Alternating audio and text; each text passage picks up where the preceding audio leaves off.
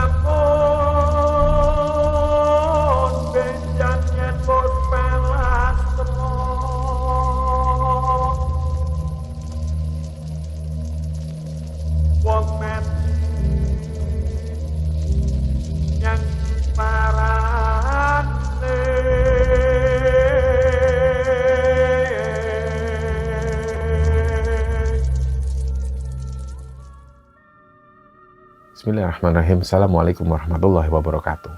Sobat Kemara Sunyi dimanapun teman-teman berada. Pada kesempatan kali ini kami akan membagikan cerita yang dikirim oleh Sobat Kembara yang bernama Nani yang asalnya dari Probolinggo, Jawa Timur. Sebelum kita masuk ke ceritanya, untuk teman-teman yang nonton tayangan ini dan belum subscribe, jangan lupa untuk subscribe lebih dulu agar channel Kembara Sunyi ini lebih berkembang lagi dan kami lebih bersemangat lagi dalam membuat konten-konten terbaru di Kembara Sunyi. Dan untuk teman-teman yang telah mendukung kami sejauh ini, kami mengucapkan terima kasih banyak. Semoga amal kebaikan teman-teman dibalas kebaikan berlipat oleh Allah Subhanahu wa Ta'ala.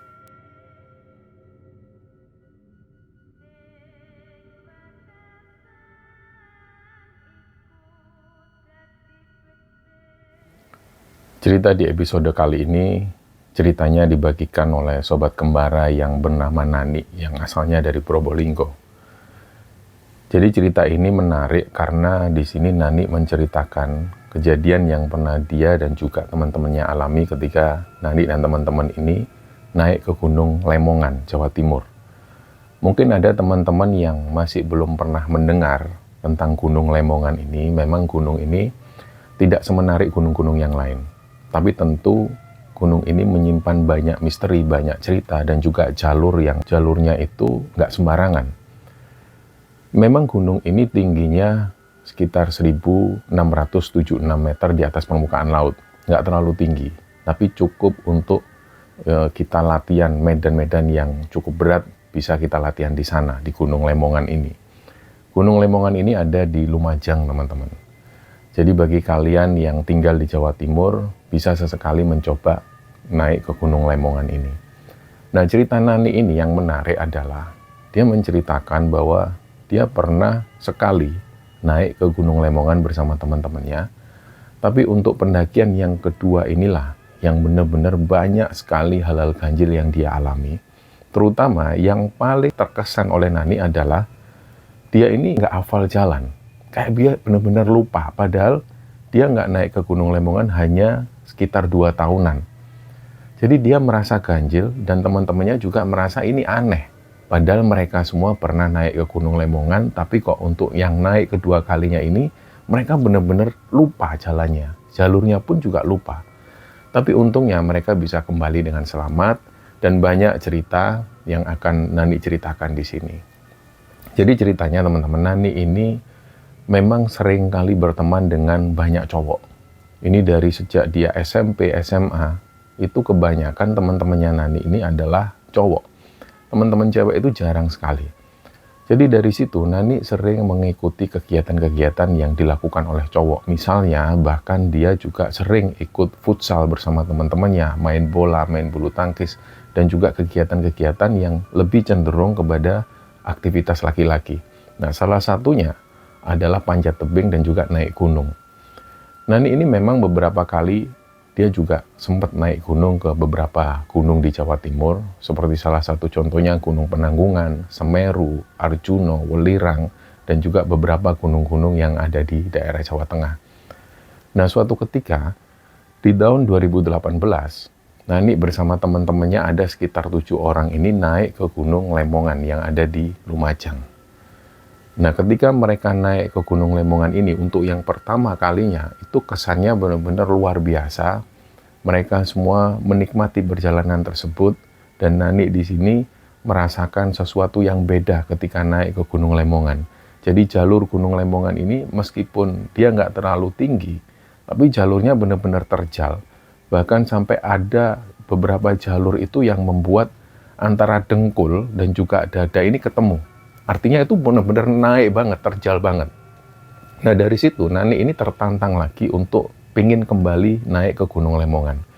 Akhirnya setelah tahun 2018 itu, di tahun 2021, Nani merencanakan untuk kembali ke Gunung Lemongan. Dia ingin merasakan sensasi ketika mendaki ke Gunung Lemongan.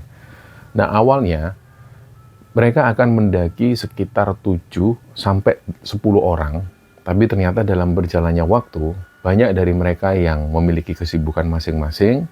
Jadi pada saat itu yang benar-benar akan mendaki ke Gunung Lemongan hanya 3 orang, yaitu Nani, terus Rustam dan juga Oki, 2 teman laki-lakinya. Nah, awalnya si Rustam ini sempat bilang ke Oki dan juga ke Nani, gimana kalau kita tunda dulu. Jadi nunggu yang lain ini bisa, supaya kita ini bisa agak lebih rame kayak yang sebelumnya di tahun 2018. Nah, tapi Oki ini menyanggah hal tersebut. Oki bilang ke Rustam, sudahlah, belum tentu kalau kita tunda, ini kita bisa kumpul lagi. Ini mumpung kesempatannya ada. Belum tentu nanti di antara kita ini masih tinggal di sini. Siapa tahu ada yang kerja di luar kota atau kerja di luar pulau, malah nanti nggak bisa lagi kita naik ke Gunung Lemongan. Dan akhirnya setelah rapat kecil ini, disepakatilah mereka akan tetap berangkat menuju ke Gunung Lemongan meskipun hanya dengan 3 orang. Dan singkatnya, hari itu mereka ini diantar oleh salah satu temannya Nani. Jadi temannya ini punya mobil yang biasa dia ini selalu seneng ngantar teman-temannya kemana-mana. Nah, hari itu Nani dan teman-teman ini diantar oleh salah satu temannya tersebut menuju ke base camp pendakian Gunung Lemongan yang ada di Lumajang. Sesampainya di daerah sana, mereka langsung menuju ke rumah juru kunci, yaitu rumah juru kunci yang namanya Mbah Citro. Mereka berhenti di sana, dan perlu diketahui bahwa sosok Mbah Citro ini sudah meninggal. Beliau dulunya adalah seorang kuncen Gunung Lemongan. Tapi rumah beliau itu ada persis di dekat jalur pendakian. Biasanya mereka akan berhenti di situ dulu, entah untuk beristirahat sebentar atau mengecek perlengkapan sekali lagi, dan kemudian mereka melanjutkan perjalanan. Nah, waktu itu ketika mereka tiba di area rumah Mbah Citro, ini kondisinya sudah malam, sudah sekitar jam 8 malam. Setelah mereka turun, barang-barang semua diturunkan dari mobil, mereka langsung menuju ke halaman rumah Mbah Citro. Nah, bagi yang pernah mendaki ke Gunung Lemongan pasti tahu rumah juru kunci Mbah Citro ini. Rumahnya itu unik sekali. Jadi nggak terlihat seperti rumah, lebih terlihat seperti sebuah padepokan. Apalagi di situ banyak sekali tulisan-tulisan Jawa yang membuat kesan sangat berbeda dengan rumah kuncen-kuncen yang lain. Akhirnya setelah sampai di sana, si teman yang ngantar ini pun pamit pulang, dan kemudian keadaan itu jadi semakin sepi. Nani, Rustam, dan Oki langsung menuju ke area rumah Mbah Citro tersebut, dan di rumah ini sepi. Nggak tahu apa ada yang tinggal di situ, apa memang sudah nggak ada lagi yang tinggal di sana. Yang jelas rumahnya ini sepi. Dan Nani dan juga teman-teman ini rencananya akan menginap lebih dulu. Mereka tidak mau naik di malam hari. Meskipun biasanya banyak pendaki-pendaki yang tinggal di area sana itu seringkali mendaki di malam hari. Ya, harapannya mereka ini pengen ngejar sunrise ketika ada di puncak. Nah, malam itu sekitar jam setengah 9 malam, mereka sudah mulai mengeluarkan matras. Mereka akan memutuskan tidur di halaman rumah Mbah Citro. Nah, akhirnya mereka pun menggelar matras. Dan gak lama setelah itu, mereka pun tertidur. Gak tahu jam berapa, tiba-tiba Nani itu merasa kedinginan sekali. Padahal dia sudah pakai celana, pakai kaos kaki, dan juga dia ini tidur di dalam sleeping bag. Tapi dia masih merasa kedinginan. Terus dia gak tahu waktu itu jam berapa dia kebangun, karena dia merasa kedinginan sekali. Akhirnya dia itu coba mendekat ke Rustam dan juga Oki. Nah, Rustam dan Oki ini sahabat dekatnya Nani. Jadi ya Nani merasa mereka ini kayak kakaknya sendiri. Disitulah Nani ini mendekatkan badannya, terus akhirnya dia peluk lah si Rustam. Rustam awalnya risih, nih, jangan gini nih. Terus si Nani bilang, aku kedinginan ini loh, kedinginan banget. Akhirnya Rustam pun diem, jadi Nani ini tidur sambil meluk Rustam. Dan akhirnya kondisinya agak mulai normal lagi. Nani pun tertidur. Dan beberapa waktu kemudian, gak tahu jam berapa, Nani ini kebangun karena dia mendengar ada suara. Jadi dia ini mengalami kayak mimpi. Jadi dalam mimpinya, Nani itu mendengar ada suara, krek, srek, srek. Lama-lama matanya itu kebuka. Dia kebangun, ternyata dia melihat ada seorang nenek-nenek. Nenek-nenek ini pakai baju kebaya. Beliau itu nyapu halaman rumah Mbak Citro. Srek, srek. Jadi Nani ini sempat ngeliat sosok nenek-nenek tua ini. Nah, karena Nani ini sungkan, dia mengira mungkin ini adalah istrinya Mbak Citro. Nah, karena mereka ini belum izin sebelumnya, mereka tidur di halaman rumah Mbak Citro, Nani pun membangunkan Rustam. Rus, bangun Rus, itu loh ada Bu Citro, ada istrinya Mbak Citro. Rustam pun kebangun. Nah, pada saat Rustam ini kebangun, anehnya di sini, Rustam itu nggak melihat sosok nenek-nenek tua ini. Nah, Nani pun sebenarnya agak heran waktu itu ketika membangunkan Rustam. Dia bilang, Rus, itu loh ada Mbak Citro, istrinya Mbak Citro. Rustam itu kayak orang yang pelongo-pelongo, dia ngeliat kanan kiri kayak nggak ngeliat apapun. Akhirnya Rustam tanya, mana orangnya? Nah, pada saat Rustam ngomong seperti itu, Nani noleh lagi ke arah yang tadi. Ternyata nenek-nenek ini sudah nggak ada lagi di situ. Langsunglah di situ, Nani ini merinding. Dia langsung pegang erat tangan Rustam. Dia bilang, Rus, beneran tadi aku ngelihat ada sosok nenek-nenek di situ. Beliau ini lagi nyapu. Nah, Rustam langsung menenangkan Nani. Sudah, tenang. Udah, kamu baca doa lagi, kamu tidur. Mungkin kamu tadi mimpi buruk. Tapi Nani meyakinkan Rustam, Rus, kamu masa nggak percaya sama aku? Masa aku bohong? Masa kamu pernah ngelihat aku tuh mengada-ada kayak gini? Sebenarnya dari situ Rustam ini tahu kalau Nani ini nggak mungkin bohong. Tapi di situ Rustam berusaha untuk menenangkan Nani supaya situasinya itu kembali normal.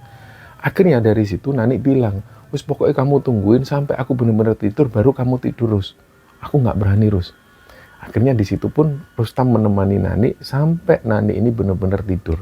Dan ketika Nani tidur, Rustam pun tidur. Nah, ternyata keesokan harinya ketika mereka bangun, mereka ini sempat sholat subuh lebih dulu. Dan ketika matahari ini sudah mulai muncul, mereka melanjutkan perjalanan. Dalam perjalanan itu, Nani ngelihat Rustam ini nggak kayak biasanya. Sebenarnya Rustam ini orangnya rame. Oki pun juga seperti itu, orangnya rame. Tapi pada saat mereka ini jalan, sudah mau menuju ke jalur pendakian, Oki ini selalu sering melontarkan candaan ke Rustam. Tapi Rustam itu nggak membalas sama sekali. Biasanya mereka ini rame orangnya. Dan dari situ Nani ini menyadari, ini kenapa Rustam ini kok nggak biasanya? Akhirnya Nani pun tanya, Rus, kamu kenapa sih, Rus? Kok dari tadi diem terus? Itu loh Oki ngajak bercanda kok kamu diem. Biasanya kan kamu nimpalin. Nah, Rustam ini nggak ngomong apa-apa, dia cuma menganggukkan kepala, terus melanjutkan perjalanan. Nah, seperti yang dijelaskan di awal, bahwa jalur Gunung Lemongan ini nggak seperti jalur pendakian-pendakian yang lain. Bisa dikatakan, ketinggian gunung di jalur Lemongan ini, puncaknya itu hampir sama dengan Gunung Penanggungan. Kalau di Gunung Lemongan, 1676 ya kira-kira hampir mirip lah. Tapi jalurnya sangat berbeda sekali dengan jalur Gunung Penanggungan. Di jalur Gunung Lemongan ini itu lebih didominasi batu-batuan kecil warna hitam. Jadi kalau teman-teman bisa membayangkan di jalan raya ketika ada aspal yang rusak, kita bisa temui banyak sekali jalan-jalan di Indonesia yang aspalnya rusak, retak-retak dan membentuk seperti batu-batu. Nah, jalurnya seperti itu. Jadi jalur Lemongan ini didominasi jalur yang seperti itu dan banyak sekali jalur yang terjal. Ketika pertama kali melewati jalur tersebut, mereka masih menemukan hutan-hutan kecil, ada pohon-pohon pisang yang ditanam oleh warga dan jalurnya itu rapat banget. Dari situlah Nani dan teman-teman ini tiba-tiba nggak tahu arah. Nah, mereka mencoba nyari tanda panah, tapi mereka nggak menemukan tanda panahnya. Yang mereka ingat, ketika mereka naik ke gunung ini di tahun 2018, mereka masih bisa ngelihat ada tanda panah. Nah, pada saat itu mereka sama sekali nggak melihat tanda panah. Dan yang kedua, ini banyak jalur yang menyimpang. jalur ke kanan, jalur lurus, jalur ke kiri. Ini benar-benar membingungkan. Dan akhirnya Rustam pun berdiam diri sejenak. Dia ngomong ke Oki dan juga ke Nani, udahlah bismillah kita lewat jalan yang sebelah kanan aja. Akhirnya mereka pun ikut Rustam, mereka lewat jalur yang sebelah kanan. Nggak sampai 10 menit mereka berjalan, ini masih di jalur-jalur hutan. Tiba-tiba mereka menemukan jalur yang menyimpang lagi. Ada 5 jalur yang menyimpang, yang benar-benar membuat mereka ini bingung. Sementara kalau mereka melihat puncak ini tertutup kabut. Paling tidak kalau seandainya mereka bisa melihat arah puncak, mereka pasti memilih jalur yang menuju ke arah puncak. Tapi waktu itu gunung ini atau puncak Lemongan ini tertutup kabut, jadi mereka nggak tahu arah. Akhirnya sekali lagi Rustam bilang ke teman-temannya, udah kali ini kita lurus, kita lewat jalan yang lurus. Akhirnya jalanlah mereka. Nah sepanjang mereka jalan sekitar setengah jam itu, sama sekali mereka nggak ketemu dengan orang. Entah itu orang yang cari kayu bakar, orang warga sekitar, ataupun pendaki. Mereka sama sekali nggak berpapasan dengan orang. Mereka pun melanjutkan jalan dan nggak lama setelah itu barulah vegetasi ini agak terbuka. Di situ Gunung Lemongan atau puncaknya ini mulai terlihat meskipun masih ketutup kabut tipis. Nah dari situ jalurnya ini mulai bebatuan. Yang kalau dibayangkan ya seperti tadi, seperti aspal rusak yang ada di Indonesia tadi. Jadi ketika mereka jalan, itu benar-benar juga menyulitkan. Jalurnya nggak seperti tanah landai seperti yang ada di gunung-gunung lain. Jadi mereka di situ mulai jalan dan mereka masih belum tahu arah.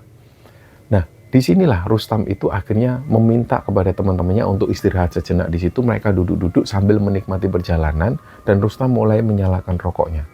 Nggak lama setelah itu, mungkin Rustam ini sudah nggak kuat. Dia pengen cerita. Ceritalah Rustam ini. Jadi ternyata malam sebelumnya ketika mereka tidur di rumah Mbak Citro itu, ketika si Nani ini nggak bisa tidur, terus Rustam disuruh nemenin sampai Nani ini tertidur. Ketika itu Rustam ini melek sendiri. Nah disinilah Rustam itu ngelihat ada seorang yang naik kuda. Jadi benar-benar orang ini menunggang kuda terus masuk ke arah halaman rumah Mbak Citro. Awalnya Rustam ini kaget. Ketika ngelihat orang ini wajahnya itu nggak terlalu jelas. Jadi wajahnya agak buram. Apalagi itu malam hari situasinya. Terus Rustam ini sempat kaget sejenak. Dia ini nggak mau menyapa orang tersebut karena Rustam tahu ini kok agak aneh sekali. Tiba-tiba orang yang menunggang kuda ini masuk ke halaman rumah Mbak Citro, terus langsung menuju ke halaman belakang. Nah dari situlah Rustam ini akhirnya deg-degan. Dia mau membangunkan si Oki, tapi Oki ini tidur. Dia mau membangunkan Nani, tapi Nani tadi ini sudah ketakutan. Akhirnya Rustam pun diem. Nah nggak sampai 2 menit, sosok orang yang menunggang kuda ini balik lagi. Dan disinilah Rustam itu ngelihat jelas. Ternyata wajah dari si penunggang kuda ini itu benar-benar rata. Nggak kelihatan sama sekali. Langsunglah dari situ Rustam ini nutup sleeping bag-nya. Dia langsung diem dan sebenarnya waktu itu Rustam ini ketakutan sekali. Tapi karena Rustam ini nggak mau Nani mendengar suaranya Rustam. Jadi Rustam itu menahan diri sendiri. Itu dia lakukan sampai subuh. Dia benar-benar ketakutan sampai subuh. Dan akhirnya cerita inilah yang diceritakan ke Nani dan Oki. Terus dari situ Rustam bilang ke teman-temannya, kalian ngerasa ada yang aneh nggak sih? Padahal kita sudah pernah mendaki ke gunung ini tahun 2018. Oki, Nani pun juga ikut. Tapi kenapa kok mereka ini mengalami kebingungan? Bahkan untuk memilih jalur pun bingung. Dan menurut Rustam ini agak aneh. Dari tadi mereka itu selalu menemukan jalur yang menyimpang. Dan sebelum-sebelumnya ketika mereka mendaki ke Gunung Lemongan, mereka itu nggak pernah menemukan jalur yang seperti ini. Akhirnya dari situ Rustam bilang, sudah ya, ini pendakian ini mau bagaimanapun juga kita harus tetap lanjutkan. Tapi aku minta ke kalian, tolong tetap tenang. Kalau ada hal-hal yang ganjil yang kalian alami, ayo kita langsung cerita aja, supaya kita bisa menemukan solusinya. Nah mereka pun sepakat, akhirnya mereka berdoa lagi untuk yang kedua kalinya, dan mereka melanjutkan perjalanan. Jalur ini masih didominasi dengan batuan-batuan besar warna hitam, dan gak lama kemudian mereka menemukan sebuah hutan. Hutan ini lebat sekali, padahal waktu itu masih sekitar jam 9 pagi. Tapi ketika mereka memasuki hutan ini, itu gelap banget. Bahkan, saking gelapnya, Nani ini sampai menyalakan headlampnya. Karena memang benar-benar gelap. Kayak mereka ini berada di situasi malam hari. Padahal ini karena hutannya yang rapat. Nah dari situ ketika Nani menyalakan headlampnya, mereka jalan pelan. Nggak lama kemudian, mereka menemukan percabangan lagi. Ada percabangan ke kanan dan ada percabangan lurus. Waktu itu, Rustam ini benar-benar bingung. Padahal sebelum-sebelumnya ketika menemui percabangan jalan yang membingungkan, Rustamlah yang menentukan pilihan jalannya. Tapi pada saat itu Rustam ini bingung. Terus Rustam pun tanya ke Nani, menurutmu nih kalau feelingmu kita lewat mana? Terus Nani gak bisa menentukan pilihan. Akhirnya si Oki lah yang ditanya, Ki menurutmu kita lewat mana? Oki menunjuk ke jalur yang sebelah kanan. Nah dari situ Rustam pun memilih untuk lewati jalur yang sebelah kanan. Belum sampai 3 langkah dia jalan, Rustam ini terperosok. Benar-benar terperosok dan hampir masuk jurang. Nah, untungnya waktu itu Rustam ini sempat megang akar pohon di situ dan mereka ini semua panik. Ditariklah Rustam. Terus Rustam bilang, ini kayaknya jalur menuju jurang deh, Ki.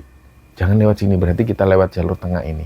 Akhirnya mereka lewat jalur tengah dan alhamdulillah mereka menemukan jalan lagi. Ini masih situasinya hutan yang gelap.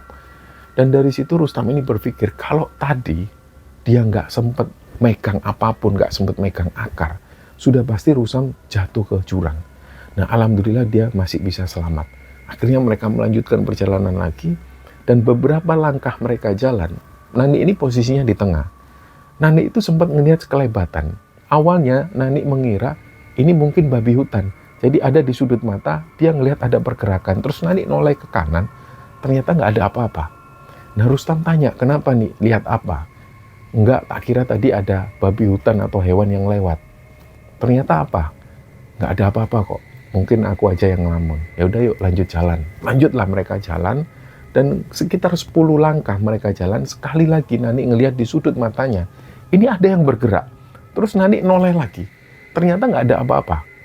Nah dari situ Nani ini sudah mulai nggak enak perasaannya. Karena dia itu merasa benar-benar kayak ada yang gerak.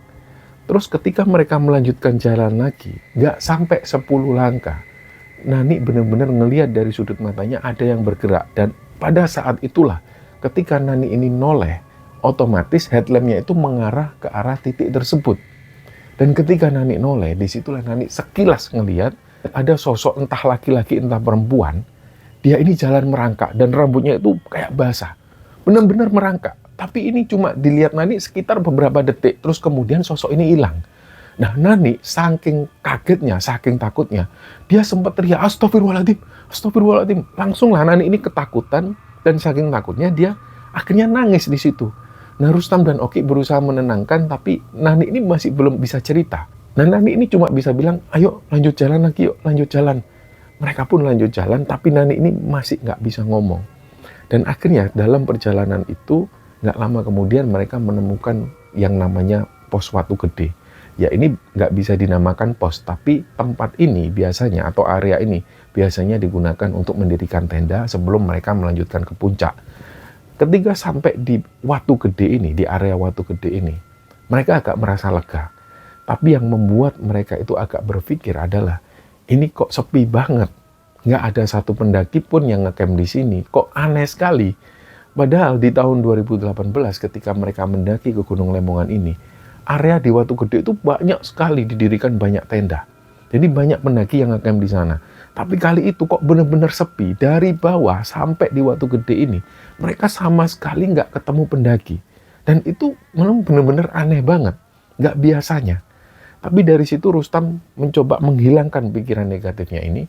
Mereka tetap mendirikan tenda di sana untuk istirahat. Dan ketika malam tiba, Rustam ini menyalakan api unggun. Jadi malam itu terasa dingin sekali dan terasa mencekam sekali. Nah dari situ Rustam ini bilang ke teman-temannya, udah habis ini kita istirahat, kita tidur. Terus Rustam ngomong ke Nani ini, kamu kan tadi bawa obat anti mabuk. Aku minta lah, kita minum ini supaya tidur kita nyenyak semua. Ya kita berdoa supaya nggak ada gangguan-gangguan lah malam ini. Nah rencananya mereka ini akan naik ke puncak di malam hari. Sekitar jam 2 atau jam 3 dini hari. Nah, supaya nanti mereka ini bisa menikmati sunrise di puncak. Perjalanan dari Watu Gede menuju ke puncak itu sekitar 2-3 jam perjalanan. Ini perjalanan yang normal seperti itu. Karena mereka ingat di tahun 2018 ketika mereka naik ke Gunung Lemongan, dari Watu Gede menuju ke puncak itu sekitar hampir 3 jam mereka jalan. Jadi pertimbangannya seperti itu, mereka akan memulai naik ke puncak ini sekitar jam 2 atau jam 3 dini hari. Tapi Rustam menyampaikan ke teman-temannya, kalau seandainya nanti kita ini nggak kebangun atau kita kesiangan, ya sudah, kita tetap naik di pagi hari. Berarti mungkin kita diizinkan naik ke puncak di pagi hari. Sepakatlah mereka, sekitar jam setengah 8 malam, mereka pun bersiap untuk tidur. Jadi mereka pakai semua perlengkapan kaos kaki dan mereka tidur di sleeping bag. Akhirnya mereka pun tertidur. Nah mungkin karena efek dari obat anti mabuk ini yang membuat mereka itu tidur lelap. Jadi mereka nggak mendengar suara apapun, mereka tidur lelap. Tapi nggak lama kemudian, Nani ini kebangun, dia ngelihat jam di HP-nya, itu sekitar jam 1 dini hari. Nah ketika Nani ini kebangun, dia sudah nggak bisa tidur lagi. Dan menurut Nani, ini adalah sesuatu yang menyebalkan. Ketika dia kebangun di tengah malam, pada saat semuanya tidur, dan dia nggak bisa tidur lagi. Akhirnya dari situ dia ini sungkan mau membangunkan Rustam atau Oki. Jadi Nani ini bingung, dia cuma diem. Nah di sini Nani mendengar ya suara-suara yang normal, suara binatang di tengah malam, suara serangga. Gak lama setelah itu Nani ini mendengar ada suara orang yang jalan naik menuju ke Watu Gede. Nah ada perasaan takut, tapi ada perasaan agak lega. Kenapa Nani punya perasaan agak lega? Dia mengiranya yang naik ini adalah pendaki, artinya ada teman lagi. Tapi dia ada perasaan yang nggak enak, iya kalau ini pendaki yang naik, kalau bukan. Akhirnya ditunggulah, dia masih dengar suara orang naik ini, glek, glek, glek. Kayaknya yang naik ini cuma satu orang. Nggak lama setelah itu, orang yang jalan ini berhenti persis di depan tendanya Nani. Nah, Nani ini nggak bisa ngomong apa-apa, tapi disinilah, dengan suasana yang hening itu, Nani bisa mendengar sampai bahkan suara orang ini yang bernafas. Nah karena orang yang habis naik, habis nanjak, ketika dia istirahat itu selalu nafasnya ngos-ngosan. Dan itu Nani mendengar jelas. Orang ini nafasnya ngos-ngosan. Jadi dari situ Nani agak yakin kalau oh ini manusia ini, nggak mungkin lah demit. Nah nggak lama setelah itu Nani pun membangunkan Rustam. Terus ada orang, ada pendaki di depan tenda. Nah Rustam ini saking ngantuknya, dia cuma buka mata sebentar. Dia ngomong ke Nani, ya udah biarin Noni, ngapain kamu lanjut tidur? Enggak, aku pengen kamu mastiin. Aku pengen kamu mastiin ini satu orang apa dua orang. Coba lah tanyain terus. Nah Nani ngomong seperti itu. Sementara Nani dan Rustam ini masih mendengar suara orang yang nafasnya ngos-ngosan ini. Akhirnya Rustam pun dengan males-malesan, dia buka tendanya. Dia coba ngeliat, ternyata di depan ini nggak ada apa-apa. Dan saking herannya si Rustam, karena Rustam juga dengar tadi suara orang ini ngos-ngosan nafasnya, Rustam langsung keluar dari tenda, dia nyari, dia senternya itu, dia cari di sekitar tenda. Ternyata nggak ada siapa-siapa. Terus akhirnya untuk yang kedua kalinya, Nani ini nangis. Dia saking takutnya sampai dia nangis. Dan membuat Oki ini kebangun. Oki tanya, kenapa nih? Ada apa nih? Itu tanya Rustam. Rustam pun menjelaskan ke Oki bahwa tadi Nani ini mendengar ada orang yang naik dan Nani bahkan mendengar suara nafas orang ini ngos-ngosan. Ketika membangunkan Rustam juga mendengar suara nafas orang ini yang ngos-ngosan. Dan ketika mereka membuka tenda, sosok ini sudah nggak ada lagi. Akhirnya waktu itu sekitar jam 1:30 dini hari, Rustam bilang ke teman-temannya, ada yang lapar nggak? Yuk kita bikin mie instan yuk. Ya udahlah, Nani di situ nggak bisa ngomong apa-apa. Dia masih nangis, dia masih mengkerut di dalam tenda, nggak berani keluar sama sekali. Akhirnya Rustam dan Oki inilah yang bikin mie instan. Dan nggak lama kemudian mie instan ini jadi, mereka makan. Pada saat mereka menikmati mie instan tersebut, posisi Nani ini masih ada di dalam tenda. Sedangkan Rustam dan Oki itu duduk-duduk di samping api unggun. Pada saat Nani ini makan, menikmati mie instannya itu, ada yang dorong. Jadi yang dorong ini kayak ada kayu yang didorongkan ke tenda sampai mengenai tubuhnya Nani. Dan itu kerasa banget. Awalnya Nani noleh kaget. Dia kiranya itu ular atau apa. Ketika Nani kaget, dia nggak manggil Rustam sama Oki. Dia masih noleh ke belakang. Dan nggak lama kemudian Nani ini ngelihat sendiri. Jadi tenda ini bergerak. Tenda itu kayak ditusuk sesuatu. Ada benda tumpul yang nusuk ke arah tenda. Nah Nani yakin ini bukan kayu. Akhirnya Nani ini manggil Rustam, Rus, saking takutnya suara Nani ini kayak hilang. Rus itu apa? Nah ketika Rustam masuk tenda, Rustam sempat ngelihat sekilas. Jadi kayak ada tangan yang disodorkan ke arah tenda. Rustam langsung ngeliat ke belakang tenda. Di belakang itu nggak ada apa-apa. Ini cuma semak-semak.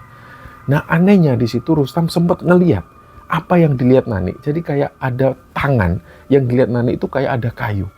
Nah, inilah yang membuat suasananya itu semakin mencekam, dan itu mereka rasakan sampai di subuh hari.